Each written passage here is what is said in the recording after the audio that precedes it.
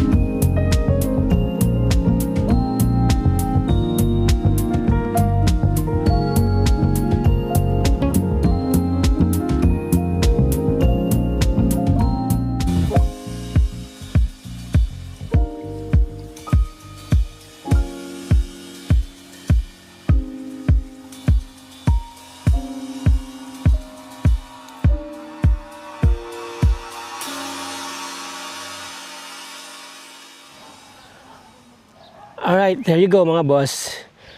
So mostly, ang kanilang accommodation is day tour. Ang kanilang operation ngayon, Pero napakalaki ng potential ng property. Very ideal to gawing villa, isang community, high-end, luxury eco resort, dahil ang haba ng frontage 380 square meters, 380 meters po ang frontage niya mga boss, mga ma'am, mga sir. At dito, meron silang restaurant, pavilion, Nandun po ang entrance, mga boss. Nakita nyo naman, pagpasok natin kanina, meron siyang sariling kalsada papunta dito. So, dun pa lang nag-start na yung property. Yung 4.8 hectares. Alright? Pasok muna tayo dito sa kanilang pavilion. And at the same time, restaurant, function hall. There you go. Nice, no? And this area, I think, can accommodate mga 100 to 150 people. Meron kayong panoramic view ng paligid ninyo, mga boss. Alright? Check natin yung swimming pool nila, mga boss. Gaano kalalim tong pool nyo? Gaano po kalalim? 4 feet lang. Tapos dito sa kabila, pambata, mga 3 feet ano? 2 feet. Okay. Ito yung kalsada palabas, mga boss. Yan. May bar sa likod, may trellis dito, no? Pebble stones. May makina tong pool, ano? May makina. Anong makina niya? DE filter? Anong doon? Pwedeng makita. Alam niyo kung bakit tinawag na pakpaklawin to? Marami po kasing ganitong halaman na nakatanim. Pag maraming ganyan, usually, malamig ang lugar, mga boss. No? Alright, so, hindi na natin bubuksan yung ibang room, no? Ito po yung kanilang lock ng filter niya. Yan. Makina ng pool. Okay? Yan.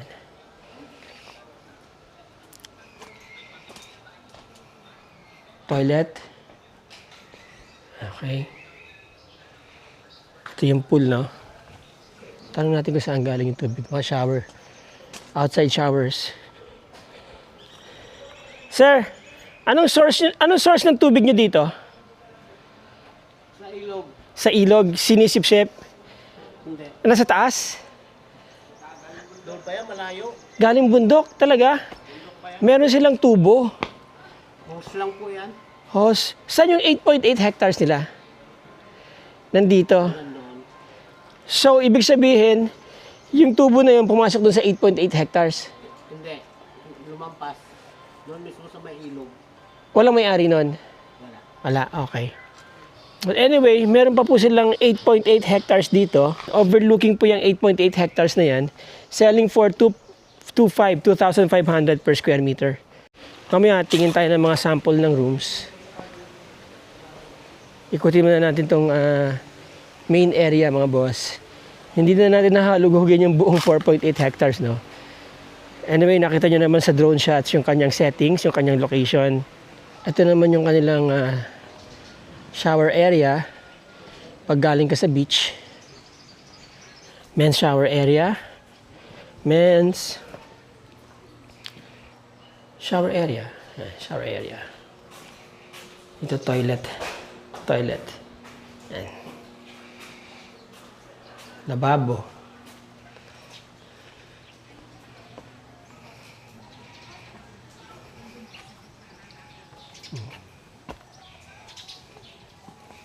Men's shower area. Yan. Actually, mga boss, no? Mga ma'am, mga sir, hindi po yung structures ang pinag-uusapan na dito. Pwede nyo naman kasi yung magiging investor dito, ang mangyayari niyan, either paparemodel niyan or demolish construction, panibagong building. Kasi maganda po ang potential nitong Pakpaklawin. About 45 minutes lang siya from Metro Manila. About 45 minutes lang siya from Puerto Princesa International Airport. Then dito yung mangrove area. Before, napapasok pa to, pwedeng tambayan. Marami kayong makikita kung ano-ano dito. Pero ngayon, since na delikado na kasi siya, so off-limit siya sa mga guests, mga boss. Ito yung mangrove area. Okay? Yan. Napansin yung mga coconuts sila well trimmed ha. At saka walang mga bunga para hindi delikado sa mga guests, no. And then here meron silang mga kubo-kubo. May sariling CR yan.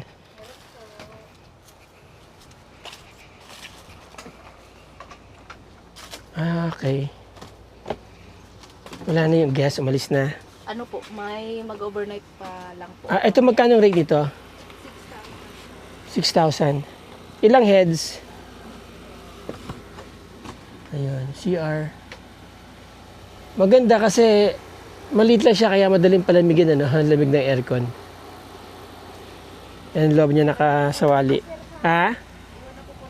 Pwede naman. Tapos ito, ganun din, may sariling CR. May attic. Opo, may attic po. 6,000. Yung maliliit na kubo, magkano yun? 3,000 po. Ilang heads? 2 lang po. Ito, Yan po, mga ano po, cottage po, bamboo cottage, 500 po. ilang heads? 4 dator po. Pwede po 5. Kasi po yung table po, plastic table naman po. Tapos may mga plastic chairs po. 500 lang. Opo. Day tour. Hanggang 5 heads. Opo. Pwede. Pwede rin po 6. Pwedeng 6. Kung ilan po sila, pwede naman po kasi libre naman po yung mga upuan namin. Okay, thank you. Thank you. Ito. Malamig. Ito, meron siyang attic. Yan o. 6,000 daw to. May maliit pang electric fan dito. Yan. Diba? Cute ha? O, mayroon pa dito. Okay. Yan. And then, ito ang toilet and bathroom. Yan. Alright. Tapos meron tambayan dito. Di ba? Yan. Okay.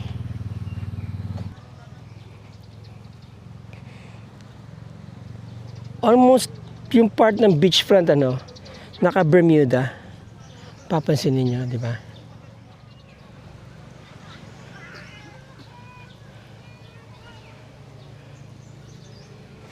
Ito yung villas nila, mga boss. Nandun ang entrance, so upon entry nyo, parking space, kubo, no, restaurant, and then villa or villas. Elevated siya. I think from here kita nyo sunset. Nice. Malamig. Ano po?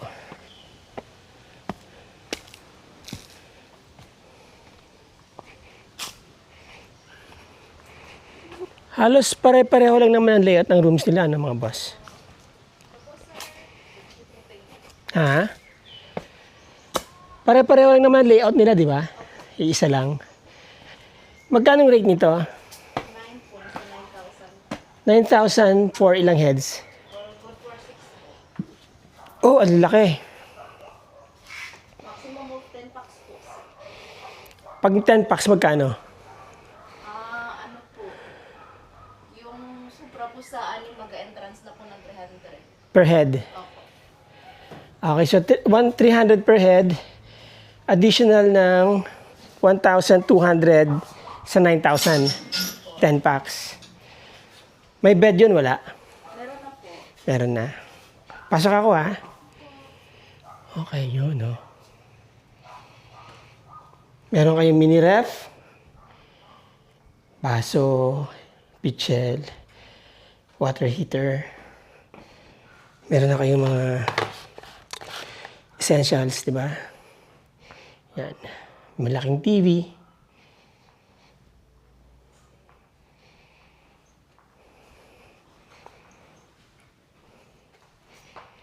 So, hiwala yung kanilang shower area sa toilet para pwedeng gumamit ng sabay. 3 actually, habang natututbrush yung isa, toilet yung isa nagsha-shower, di ba? Bukod sa meron din naman silang common bathroom and toilet sa labas. Yan.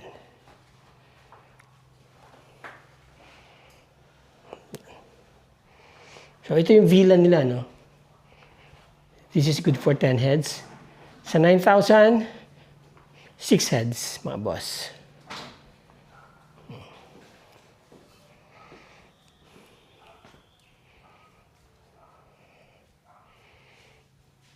Siyempre, air-conditioned.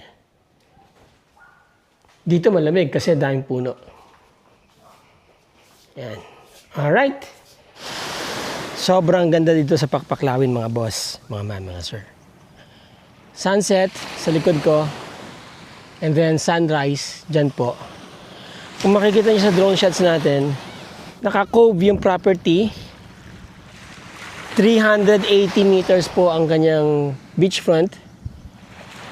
4.8 hectares. Selling for 10,000 pesos per hectare. Per square meter. So that would translate to 480 million mga boss, mga sir. Negotiable po yung presyo na yan. Kayo na lang makipag-usap kay attorney doon sa may-ari. Ano po, pakaganda po ng potential ng property mga boss. Kasi bihira po yung may mga ganitong beachfront. 380 meters ang beachfront. 3 lote yan, all or nothing mga boss. Now, dito sa likod niya, meron po ditong 8.8 hectares selling for 2,500 pesos per hectare. Per square meter, ano po. So, overlooking po yun. Kapag binili nyo po sila ng sabay, mas malaki po yung discount. Ito pong property, o itong beach lot, beachfront, is located in Barangay Bakungan, Puerto Princesa City, Palawan mga boss. Nasa corridor kayo ng growth ng turismo. Napakalaki po ng potential para i-develop into a world-class resort. Kasi bihira nga po yung mga ganitong beachfront. 380 meters ang kanyang beachfront. Soft sand, fine sand mga boss. Yan, maganda ang contour ng dagat. Merong snorkeling area. Pino, wala kayong makikitang mga bato. Wala kayong makikitang mga coralline. Walang coral stones po dito. And then dito, kay Palawan Pawn Shop. And then yung katabi niya, ang proposal po dyan is Marriott. Ang may-ari niyan is Copico. I think Copico is an Indonesian company. Alright? Ito pong Pakpaklawin ay nag-ooperate na po for some time. In fact, nag-day tour dito si Catriona Gray. Okay, hindi lang kami nagkaabutan mga boss. Pero napakaganda po ng potential nito. Nakita nyo naman, sementado ang kalsada all the way from Puerto Princesa City. And it took me like 45 minutes to get here. And then along the way, marami kayong makikitang talagang very, very close to nature. Yung mga nature tripper dyan, mag-i-enjoy kayo papunta pa lang dito mga boss, mga mama. Sir, napakaganda ng dagat, very pristine, very calm, naka-cove siya, mga boss, at soft sand, walang bato, may snorkeling area, may island sa gitna, sunset beach, mga boss, mga mama. Sir, we're facing West Coast. What can you ask for more, di ba? Kung gusto nyo makausap yung may-ari, mga boss, mga sir, tawagan nyo ako, text nyo ako, email nyo ako, PM nyo ako, i-connect ko po kayo sa may-ari ng resort na to. Sobrang ganda niya mga boss, mga sir. Alright? Again, maraming salamat sa inyo. Maraming salamat sa inyong panonood. Let's be grateful every day. Till the next video. Ciao!